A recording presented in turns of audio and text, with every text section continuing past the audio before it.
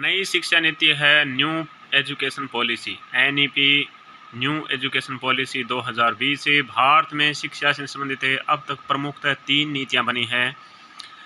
पहली प्रथम शिक्षा नीति 1968 में कोठारी आयोग की सिफारिशों के आधार पर निर्मित प्रधानमंत्री PM श्रीमती इंदिरा गांधी।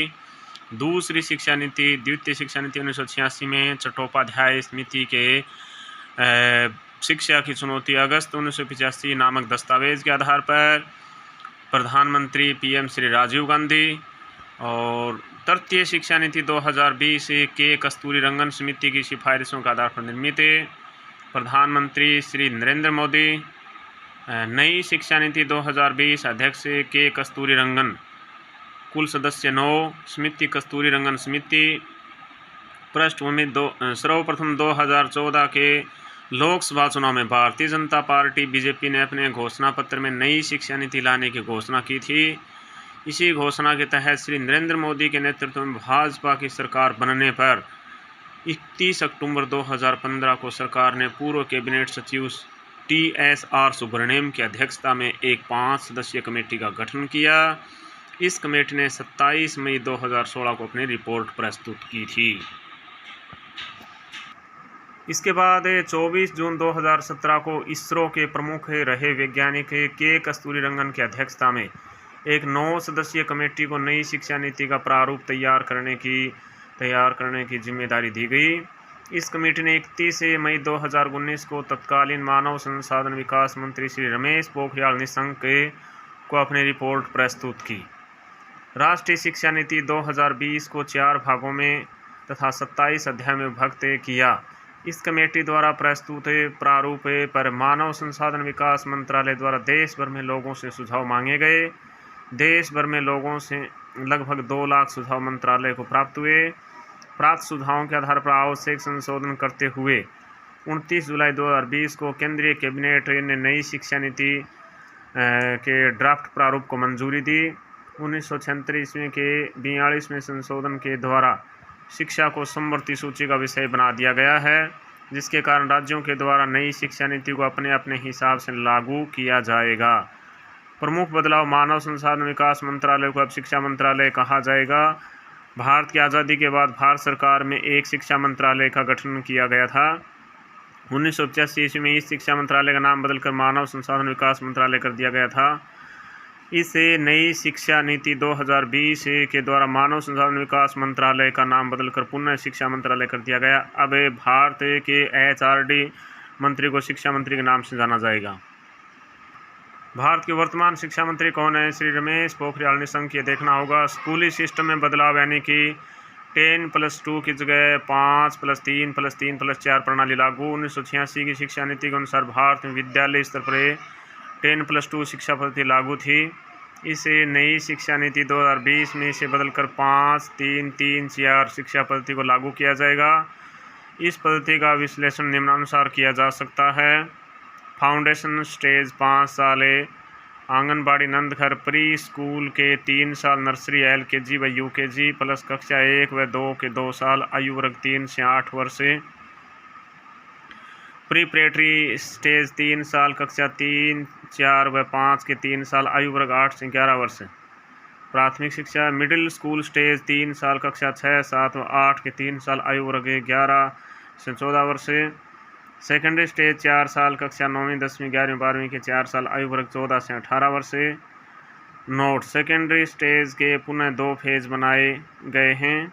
प्रथम फेज 2 वर्ष, कक्षा 9वीं 10वीं, आयु वर्ग 14 से 16 वर्ष। द्वितीय फेज 2 वर्ष, कक्षा 11-12, आयु वर्ग 16 से 18 वर्ष। ठीक है। निःशुल्क अनिवार्य शिक्षा RT 2009 में अब तक 6 से 14 आयु वर्ग के बालक बालिकाओं को निःशुल्क शिक्षा का प्रावधान था, परंतु इससे नई शिक्षा नीति 2020 के द्वारा RT का दायरा बढ़ाकर 3 से 18 वर्ष आयु वर्ग कर दिया गया है। शिक्षा पर खर्च में वृद्धि, शिक्षा पर अब तक कुल GDP सकल घरेलू उत्पाद का 4.43% खर्च किया जाता रहा है। इसे नई शिक्षा नीति 2020 के द्वारा शिक्षा पर अब कुल GDP का 6% खर्च किया जाएगा। यह खर्च केंद्र व राज्य सरकारों के सहयोग से किया जाएगा। मल्टीपल एंट्री और एग्जिट सिस्टम में अब तक की शिक्षा पद्धति के अनुसार किसी उच्च स्तरीय पाठ्यक्रम में प्रवेश लेने के बाद यदि कोई छात्र किसी कारण से बीच में पढ़ाई छोड़ देता है तो उसे कुछ भी हासिल नहीं होता है, परंतु नई शिक्षा नीति 2020 में अब मल्टीपल एंट्री और एग्जिट सिस्टम लागू कर दिया गया है। इसके अनुसार अब 1 साल के बाद पढ़ाई छोड़ने पर सर्टिफिकेट, 2 साल के बाद डिप्लोमा, 3 साल के बाद डिग्री स्नातक, 4 साल के बाद शोध के साथ स्नातक डिग्री प्राप्त होगी। दूसरी बात, यदि कोई छात्र किसी पाठ्यक्रम कोर्स को बीच में छोड़कर दूसरे पाठ्यक्रम में प्रवेश लेना चाहे तो वह पहले कोर्स से एक निश्चित समय तक ब्रेक ले सकता है और दूसरा कोर्स ज्वाइन कर सकता है। इसे पूरा करने के बाद वह पुनः पहले वाले कोर्स को जारी रख सकता है। NRFA national research foundation America के NSF नेशनल साइंस फाउंडेशन की तर्ज पर हमारे देश में भी शोध एवं अनुसंधान को बढ़ावा देने के लिए शीर्ष निकाय के रूप में NRF नेशनल रिसर्च फाउंडेशन की स्थापना की जाएगी। इसकी स्थापना मुख्य उद्देश्य विश्वविद्यालयों के माध्यम से शोध की संस्कृति को बढ़ावा देना है। यह निकाय स्वतंत्र रूप से भारत सरकार की एक बोर्ड ऑफ गवर्नर्स द्वारा शासित होगा। यह निकाय बड़े प्रोजेक्टों की फाइनेंसिंग भी कर सकेगा।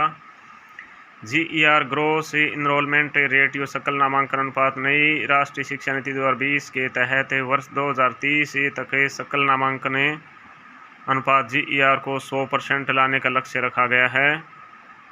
फिर भाषा विविधता का संरक्षण नई शिक्षा नीति 2020 में कक्षा 5 तक की शिक्षा में मातृभाषा, स्थानीय भाषा या क्षेत्रीय भाषा को अध्ययन के माध्यम के रूप में अपनाने और बल दिया गया है। साथ ही इस नीति में मातृभाषा, स्थानीय भाषा या क्षेत्रीय भाषा को अध्ययन के माध्यम के रूप में अपनाने और बल दिया गया है। साथ ही इस नीति में मातृभाषा, स्थानीय भाषा को कक्षा 8 और आगे की शिक्षा के लिए भी प्राथमिकता देने का सुझाव दिया गया है। स्कूली और उच्च शिक्षा में छात्रों के लिए संस्कृत एवं अन्य प्राचीन भाषाओं का विकल्प उपलब्ध होगा, परंतु किसी भी छात्र पर भाषा के चुनाव की कोई बाध्यता नहीं होगी। MPhil की समाप्ति कर दी गई। नई शिक्षा नीति 2020 के तहत MPhil कार्यक्रम को समाप्त कर दिया गया है। भारतीय शिक्षा नीति आयोग की स्थापना, भारतीय उच्च शिक्षा आयोग की स्थापना। नई शिक्षा नीति 2020 के तहत देश भर में उच्च शिक्षा के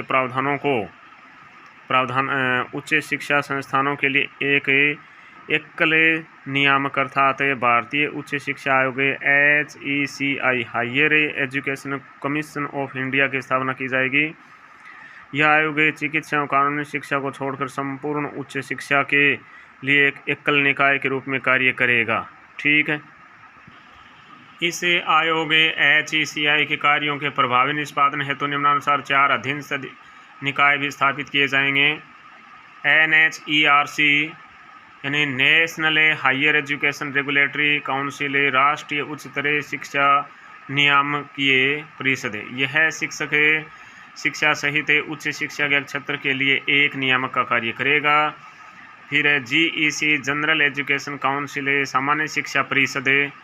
यह उच्च शिक्षा कार्यक्रमों के लिए अपेक्षित सीखने के परिणामों का ढांचा तैयार करने एवं उनके मानक निर्धारण का कार्य करेगा।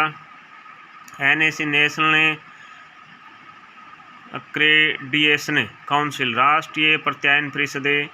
यह उच्च शिक्षा संस्थानों को प्रत्यायन विश्वास का कार्य करेगा जो मुख्य रूप से बुनियादी मानदंडों, सार्वजनिक स्वप्रकटीकरण, सुशासन और परिणामों पर आधारित होगा। फिर HGFC higher education grants council, उच्चतर शिक्षा अनुदान परिषद। यह कॉलेजों, विश्वविद्यालयों के लिए वित्त पोषण का कार्य करेगा।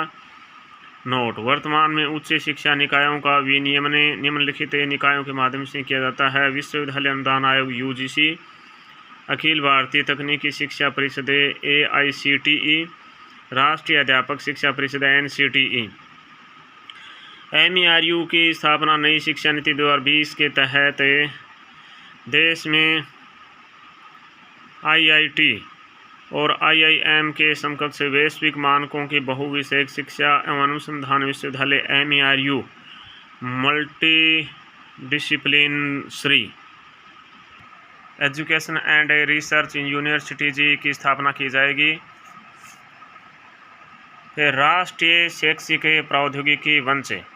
नई शिक्षा नीति 2020 के तहत डिजिटल शिक्षा के लिए एक स्वायत्त शासी निकाय के रूप में राष्ट्रीय शैक्षिक प्रौद्योगिकी मंच से नेशनल एजुकेशन टेक्निकल फोरम का गठन किया जाएगा, जिसके द्वारा शिक्षण मूल्यांकन योजना एवं प्रशासन में अभिवृद्धि हेतु विचारों का आदान प्रदान किया जा सकेगा।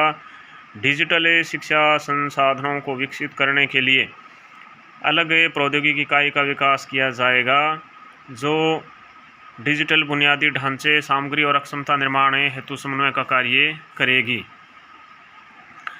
शारीरिक शिक्षा नई शिक्षा नीति 2020 के तहत विद्यालय में सभी स्तरों पर छात्रों को बागवानी, नियमित रूप से खेल कूद, योग, नृत्य, मार्शल आर्ट को स्थानीय उपलब्धता के अनुसार प्रदान करने की कोशिश की जाएगी, ताकि बच्चे शारीरिक गतिविधियों, व्यायाम आदि में भाग ले सकें। PhD प्रवेश प्रक्रिया नई शिक्षा नीति 2020 के तहत अब अनुसंधान में जाने के लिए 3 साल की स्नातक डिग्री के बाद अब 1 साल स्नातकोत्तर करके PhD में प्रवेश लिया जा सकेगा। विषय चयन पुरानी शिक्षा नीति 1986 में समूह के अनुसार विषयों का चयन किया जाता था, किंतु नई शिक्षा नीति 2020 में अब इसमें बदलाव कर दिया गया है। जो छात्र इंजीनियरिंग कर रहे हैं वे संगीत को भी अपने विषय के साथ पढ़ सकते हैं। नेशनल साइंस फाउंडेशन NSF के तर्ज पर नेशनल रिसर्च फाउंडेशन की स्थापना होगी, जिसमें पाठ्यक्रम में विज्ञान के साथ सामाजिक विज्ञान को भी शामिल किया जाएगा। इस नीति के तहत पहली, दूसरी कक्षा में भाषा व गणित पर अधिक बल दिया जाएगा, जबकि चौथी, 5वीं कक्षा में लेखन कार्य पर अधिक बल दिया जाएगा। प्रधानमंत्री श्री नरेंद्र मोदी के अनुसार पुराने शिक्षा नीति में क्या सोचना है पर ध्यान केंद्रित रहा, जबकि नई शिक्षा नीति में कैसे सोचना और बल दिया जाएगा। शिक्षक भर्ती प्रक्रिया नई शिक्षा नीति 2020 के अनुसार शिक्षक बनने के लिए 2030 से 4 वर्षीय BA डिग्री, 4 वर्षीय इंटीग्रेटेड न्यूनतम योग्यता होगी, इंटीग्रेटेड BA न्यूनतम योग्यता होगी। इसके बाद सभी ग्रेडों के शिक्षकों यानी first grade, second grade, third grade के लिए टेट परीक्षा उत्तीर्ण करना अनिवार्य होगा। इसके बाद विषय शिक्षकों की भर्ती के लिए NTA नेशनल टेस्टिंग एजेंसी द्वारा एक भर्ती परीक्षा का आयोजन किया जाएगा। सभी विषय की परीक्षाओं और एक कॉमन एप्टीट्यूड टेस्ट का आयोजन NTA द्वारा किया जाएगा। NTA द्वारा आयोजित टेस्ट पास करने के बाद अभ्यर्थी को एक डेमो या इंटरव्यू देकर स्थानीय भाषा में अपना ज्ञान प्रदर्शित करना होगा। अब इंटरव्यू शिक्षक भर्ती प्रक्रिया का अभिन्न हिस्सा होगा। इंटरव्यू में यह देखा जाएगा कि शिक्षक क्षेत्रीय भाषा में बच्चों को आसानी और सहजता के साथ पढ़ाने के योग्य है अथवा नहीं।